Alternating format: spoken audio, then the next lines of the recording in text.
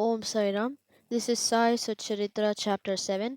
Wonderful Incarnation, Behavior of Sai Baba, His Yoga Practices, His All Pervasiveness, Lepo Devotees Service, Master Kaparde's Play Case, going to Pandharpur. Wonderful Incarnation. Sai Baba knew all yogic practices. He was well versed in the six processes, including dhauti, stomach cleaning by a moistened piece of linen, 3 in breadth and 22 half in length, khanda yoga, separating his limbs and joining them again, and samadhi, etc. If you think that he was a Hindu, he looked like a Yavan. If you think him to be a Yavan, he looked like a pious Hindu. No one definitely knew whether he was a Hindu or Mohammedan. He celebrated the Hindu festival of Rama Navami with all due formalities and at the same time permitted the sandal procession of the Mohammedans. He encouraged wrestling bouts in this festival and gave good prizes to winners. When the Gokulashtami came, he got the Gopal Kala ceremony duly performed, and on Eid festivals, he allowed Mohammedans to say their prayers, namaz, in his masjid. Once in the Muharram festival, some Mohammedans proposed a construct a tiaja or tabut in the masjid, keep it there for some days, and afterwards take it in procession through the village. Sai Baba allowed the keeping of the tabut for 4 days, and on the fifth day removed it out of the masjid without the least compunction. If we say that he was a Mohammedan, his ears were pierced, i.e., had holes according to Hindu fashion. If you think that he was a Hindu, he advocated the practice of circumcision, though according to Mr. Nana Sahib Chandorkar, who observed him closely, he was not himself circumcised. Read a article in Sai Leela on Baba Hindu Ki Yavan by B.V. Deo, page 562. If you call him Hindu, he always lived in the masjid.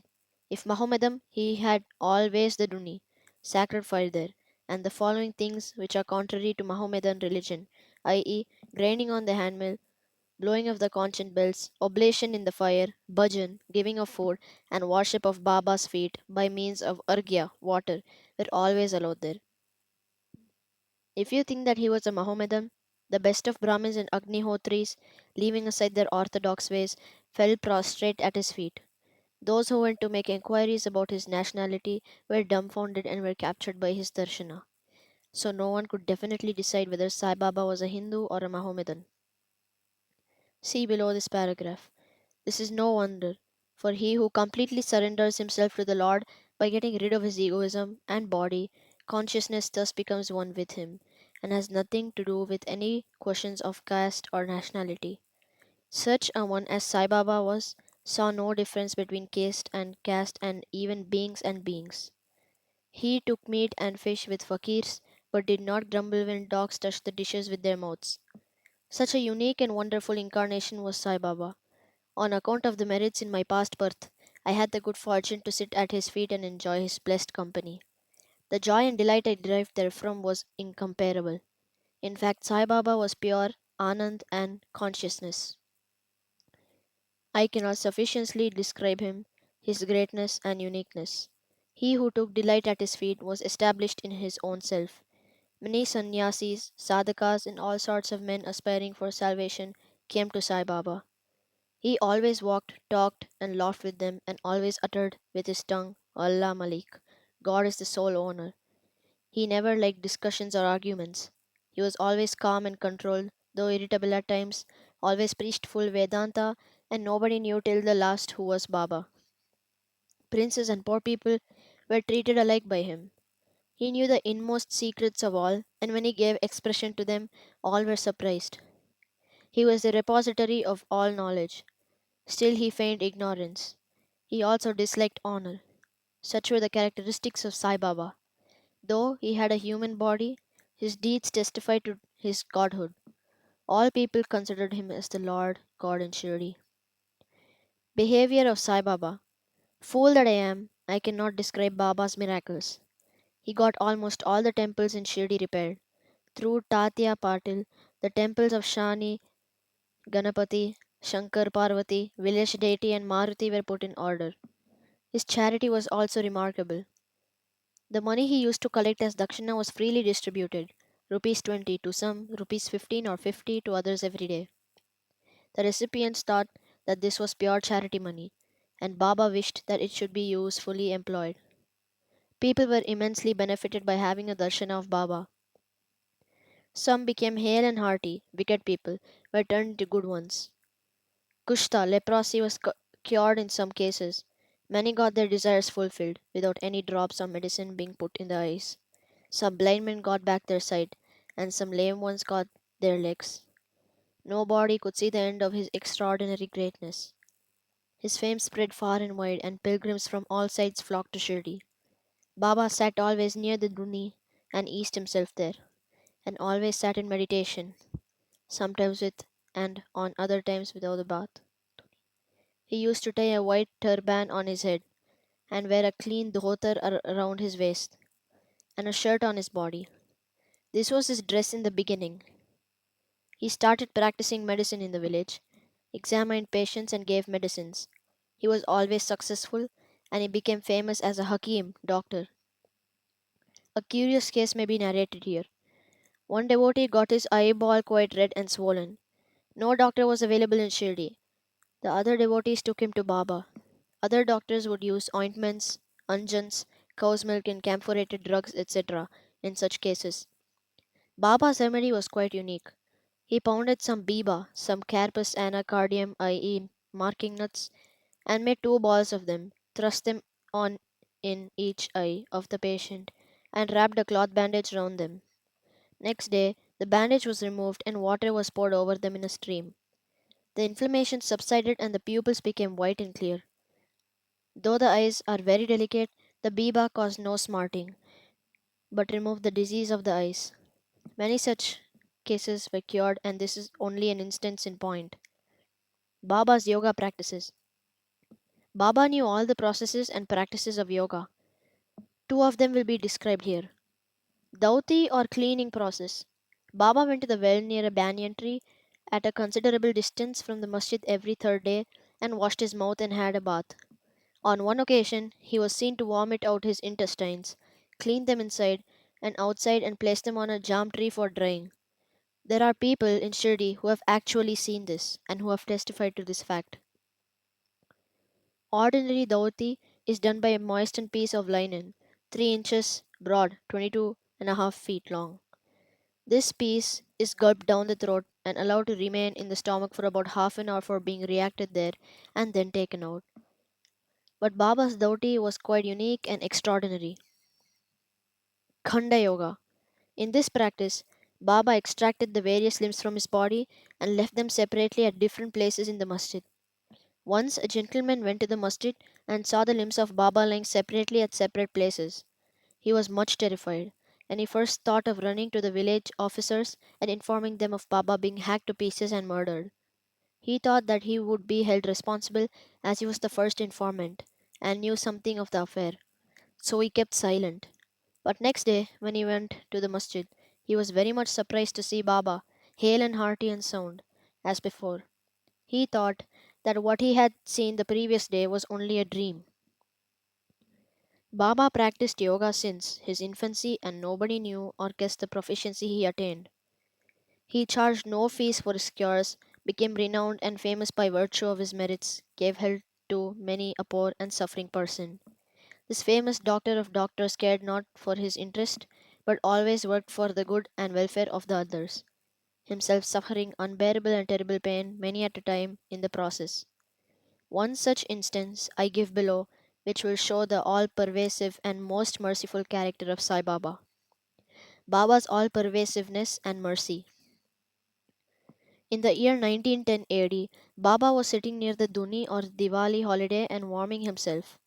He was pushing firewood into the Duni, which was brightly burning. A little later, instead of pushing logs of woods, Baba pushed his arm into the Duni. The arm was scorched and burnt immediately. This was noticed by servant Madhava and also by Madhavrao Deshpande, Shama. They at once ran to Baba, and Madhavarao clasped Baba by his waist from behind and dragged him forcibly backwards and asked, Deva, for what have you done this? Then Baba came to his senses and replied, the wife of a blacksmith at some distant place was working the bellows of a furnace. Her husband called her. Forgetting that her child was on her waist, She ran hastily and the child slipped into the furnace. I immediately thrust my hand into the furnace and saved the child. I do not mind my arm being burned, but I am glad that the life of the child is saved. Leper devotees service.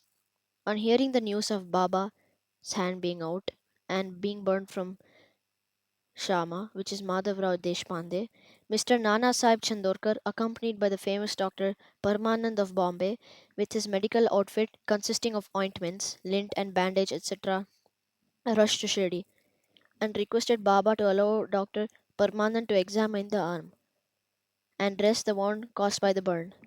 This was refused. Ever since the burn, the arm was dressed by the leper devotee, Bagoji Shinde. His treatment consisted in massaging the burnt part with ghee and then placing a leaf over it and bandaging it tightly with putties, bandages. Mr. Nana Sahib Chandorkar solicited Baba many a time to unfasten the putties and get the wound examined and dressed and treated by Dr. Parmanand with the object that it may be speedily healed. Dr. Parmanand himself made a similar request, but Baba postponed, saying that Allah was his doctor and did not allow his arm to be examined. Dr. Parmanand's medicines were not exposed to their air of Shirdi as they remained intact, but he had the good fortune of getting a darshana of Baba. Bagoji was allowed to treat the hand daily. After some days, the arm healed and all were happy. Still, we do not know whether any trace of pain was left or not. Every morning, Bagoji went through his process of program of loosening the putties, massaging his arm with ghee and tightly bandaging it again. This went on till Sai Baba's Samadhi, that Sai Baba, a perfect Siddha as he was, did not really want this treatment, but out of love to his devotee along. When Baba started for Lendi, Bagoji held an umbrella over him.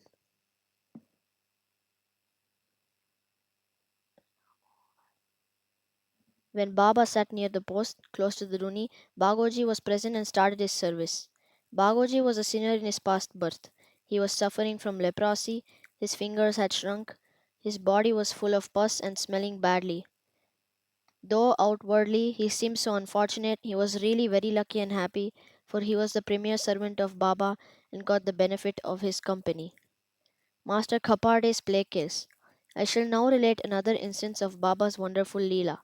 Miss Kaparde, the wife of Mr. Dada Sahib Kaparde of Amravati, was staying at Shirdi with her young son for some days.